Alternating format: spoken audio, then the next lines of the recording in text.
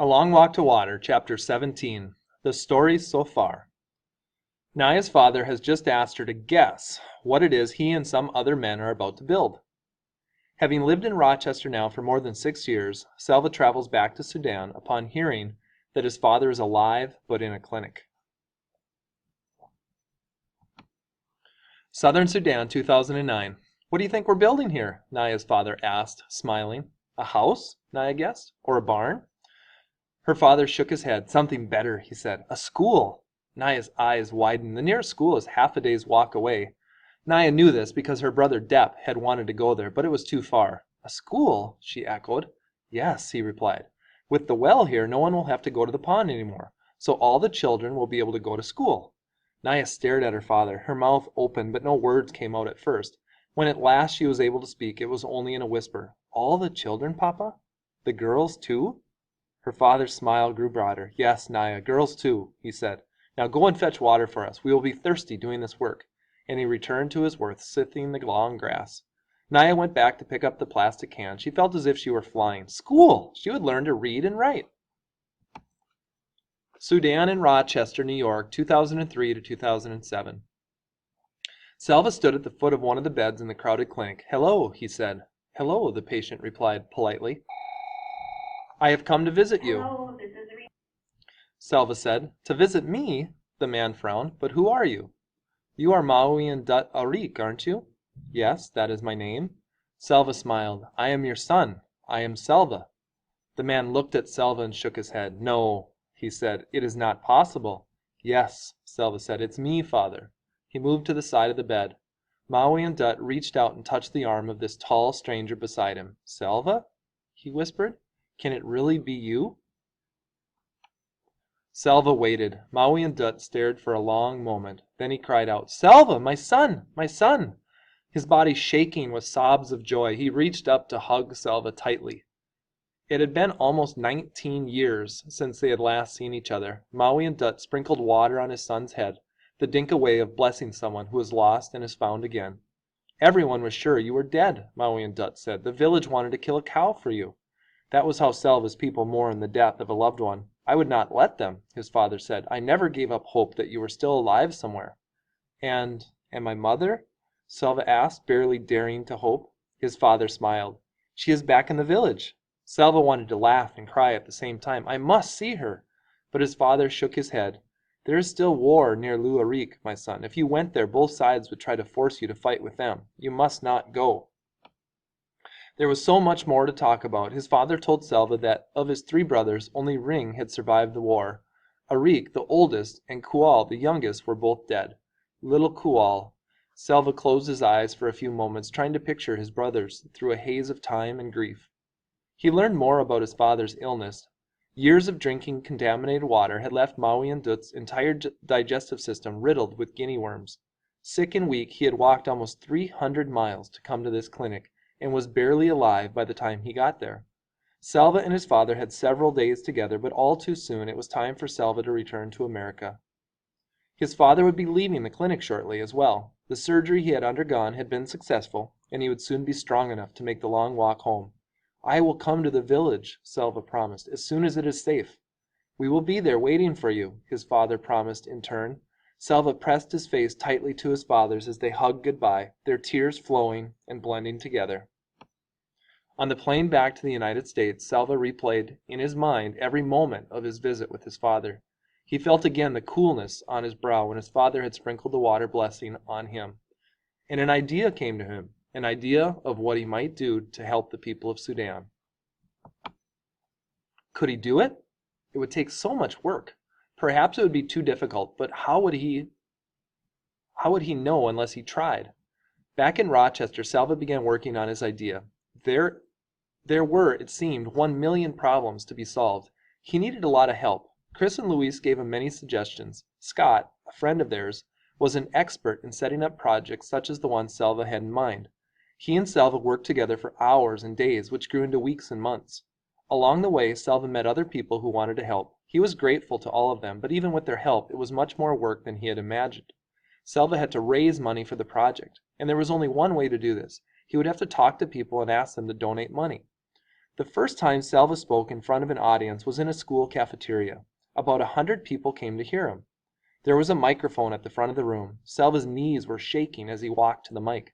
He knew that his English was still not very good. What if he made mistakes in pronunciation? What if the audience couldn't understand him? But he had to do it. If he didn't talk about the project, no one would learn about it. No one would donate money, and he would never be able to make it work. Selva spoke into the microphone. "Hello," he said. At that moment, something went wrong with the sound system. The speakers behind him let out a dreadful screech. Selva jumped and almost dropped the mic. His hands trembling, he looked out at the audience. People were smiling or chuckling. A few of the children were holding their ears. They all looked very friendly, and Selva began to feel a little better. "Hello," he said again, and this time he heard only his own voice from the speakers. He smiled in relief and went on. "I am here to talk to you about a project for Southern Sudan." A year passed, then 2, then 3. Selva spoke to hundreds of people in churches, at civic organizations, in schools. Would he ever be able to turn his idea into reality? Whenever it looked impossible, Selva would take a deep breath and think of his uncle's words. A step at a time, one problem at a time. Just figure out this one problem. Day by day, solving one problem at a time, Selva moved towards his goal. A Long Walk to Water, Chapter 18. The Story So Far. The well is nearly completed, and Naya learns from her father that a school is being built for boys and girls. After visiting his father, Selva comes up with a plan, an idea for helping the people of Sudan. Can he do it? One step at a time. Southern Sudan, 2009. Naya waited her turn in line. She was holding a plastic bottle. The well was finally finished. The gravel had been put down to make a foundation, the pump had been installed, and the cement had been poured and left to dry. Before the pump was used for the first time, the villagers all gathered around. The leader of the workers brought out a big sign made of blue canvas. The canvas had writing on it. The writing was in English, but the leader spoke to Naya's uncle, and Uncle told everyone what the sign said. "In honor of Elm Street School," Uncle said. "This is the name of a school in America. The students at the school raised the money for this well to be built." Uncle held up one end of the sign. The workers' leader held up the other end. Everyone else stood around it, and one of the workers took their picture. The picture would be sent to the American school so the students there could see the well and the people who were now using it. Then the villagers all got in line to wait their turn for water from the new well.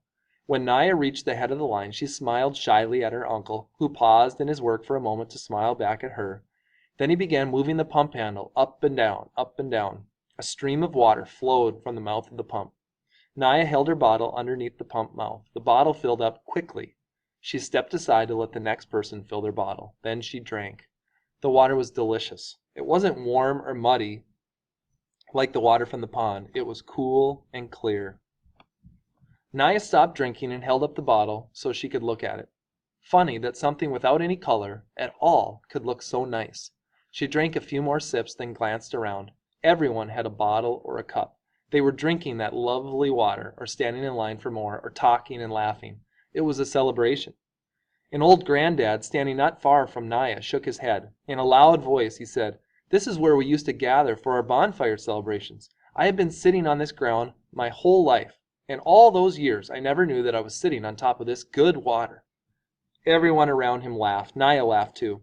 In a few more days the school would be finished. Naya and Dep and Akir would all go to school, along with the other children. Next year there would be a marketplace where the villagers could sell and buy vegetables and chickens and other goods. There was even talk of a clinic someday, a medical clinic, so they wouldn't have to walk so far to get help as they had to when Akir was ill. It was the well that was bringing the village all these good things, but the well was not for their use alone. People would come from miles around to fetch the good clean water. Naya knew from listening to the grown-ups that the crew leader had made many arrangements concerning the well. No one was ever to be refused water. Some of the villagers would be responsible for maintaining the well. They would be busy with this new work, so the entire village was to help them with their crops and cattle. Other villagers, including Naya's uncle, would resolve any disputes that arose. The well would change their lives in so many ways. "I will never again have to walk to the pond for water," Naya thought. She wandered around a little, sipping at her cool, fresh drink. Then she caught sight of the crew leader. He was standing by himself, leaning against one of the trucks and watching her uncle work the pump. Naya's brother Dep saw her looking at the man. "That man, the boss of the workers," Dep said. "You know he is Dinka?" Naya looked at Dep in astonishment. The Dinka and the Nuer did not look very different physically. You had to look at the scar patterns on people's faces to tell the tribes apart. Dinka scar patterns were different from those of the Nuer, but the crew leader had no scars on his face. Naya had heard some of the teenage boys talking about that, wondering why he had no scars when clearly he was a grown man. The leader's assistant was Nuer. So were most of the crew. They all had Nuer scars. Naya hadn't thought about it much, but she realized now she had always assumed that the leader was Nuer too.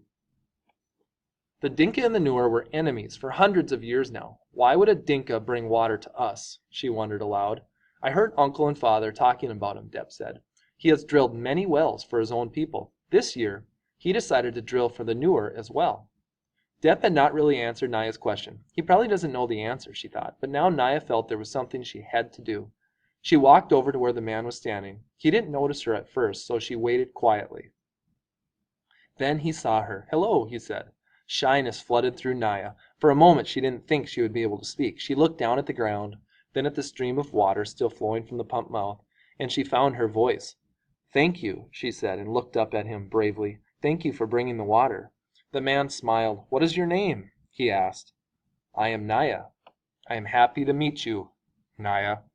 He said, my name is Selva. As of January 2009, Selva Dutt's Foundation, Water for Sudan, has drilled 29 wells in southern Sudan for Dinka communities. With drilling for the Nuer commencing this year, the very first well was drilled in Selva's home village of Luarik.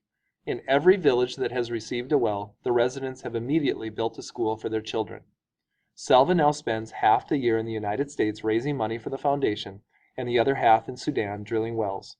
You can learn more about the foundation's work at www.waterforsudan.org.